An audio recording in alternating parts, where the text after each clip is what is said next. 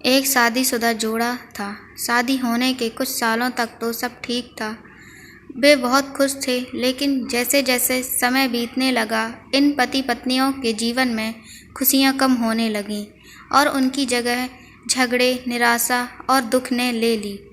पति पत्नी एक दूसरे से काफ़ी ज़्यादा प्रेम करते थे, इसलिए वे चाहते थे कि उनका जीवन फिर से पहले की तरह खुशियों से भर जाए। दोनों अपना जीवन पहले की तरह बनाने के लिए कोशिश में लगे, लेकिन उनकी लाख कोशिशों के बावजूद उनका जीवन वैसा नहीं हो पा रहा था जैसा वो चाहते थे। जब ज़्यादा बड़ा बदलाव नहीं नज़र आया तो दोनों ने अपने गुरुकुल के पास जाकर इस समस्या का समाधान पाने का निर्णय लिया। वे अपने गुरुकुल के पास पहुँचे और उन्हें अपनी समस्या के बारे में विस्तार से बताया। उनकी सब बात अच्छे से सुनने और समझने के बाद कुल गुरु ने उन्हें एक उपाय बताते हुए कहा कि अगर आप दोनों किसी एक ऐसे जोड़े की खोज लेते हैं जो संपूर्ण रूप से खुश हो, तो उनके एक कपड़े का टुकड़ा बस उसी दिन से उनका जीवन बदल जाएगा। आपको वैसे जीवन मिलेगा जैसा आप चाहते हैं। पति पत्नी उस उपाय को सुनकर खुश हो गए। उन्हें लगा कि ये अच्छा है, क्योंकि उन्हें ऐसे जोड़े को तलाश करने में ज़्यादा समय नहीं लगेगा जो पूरी तरह से खुश हों, और साथ ही साथ उन्हें थोड़ा घूमने का भी मौका मिल जाएगा।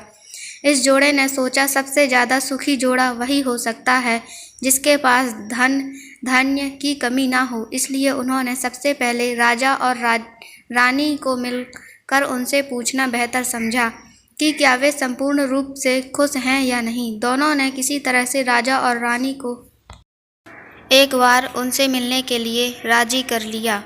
उनका काफ़ी अच्छा स्वागत किया और खाने पीने को भी अच्छी तरह से खाना खिलाया। वे दोनों राजा रानी के साथ में बैठे, तब मौका देखकर उन्होंने राजा रानी से पूछ लिया कि क्या वो अपने जीवन में खुश हैं। राजा रानी दोनों ने कहा, हाँ बिल्कुल, वे दोनों जीवन में खुश हैं। राजा रानी का जवाब सुनकर जोड़े को खुशी हुई, लेकिन फिर भी उन्होंने आगे बढ़कर पूछा, क्या आप दोनों पूरी तरह से खुश हो। यह सवाल सुनकर राजा रानी के चेहरे पर थोड़ी सी उदासी छा गई। राजा ने कहा, हालांकि भगवान ने हमें जीवन में हर तरह की वस्तु दी है जिसकी ज़रूरत होती है, या यूँ कहूँ तो ज़रूरत से ज़्यादा ही दी है, लेकिन हमें संतान सुख अब तक हमें नसीब नहीं हुआ है। राजा का जवाब सुनकर जोड़े को पता चला कि वे संपूर्णतः सुखी नहीं हैं। उन्होंने अपना सफ़र आगे जारी रखा। उन्हें पता चला कि दूसरे राज्य में एक बहुत धनी सेठ है। इस सेठ के पास धन दौलत के साथ साथ बाल बच्चों के भी हैं।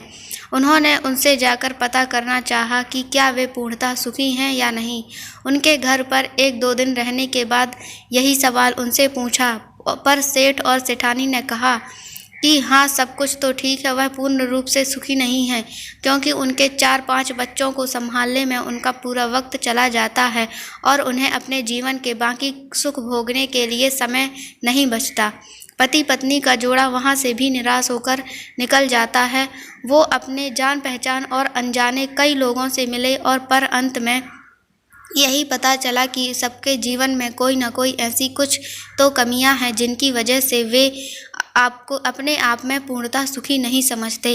अंत में पति पत्नी एक किसान दंपत्ति से मिले जो दोपहर में खेत में काम करने के बाद खाना खाने के लिए बैठे थे।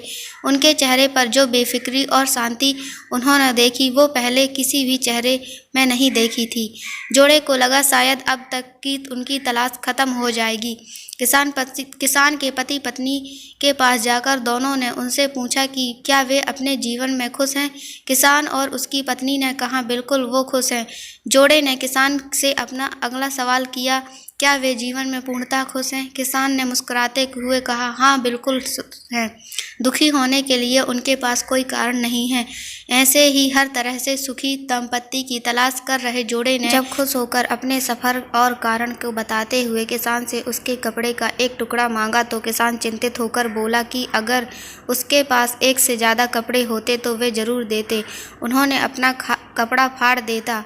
इसका मतलब यह था कि किसान भी पूरी तरह से खुश नहीं है, क्योंकि उसको चिंता थी कि अगर उनका कपड़ा फट गया तो अगले दिन क्या पहनेगा।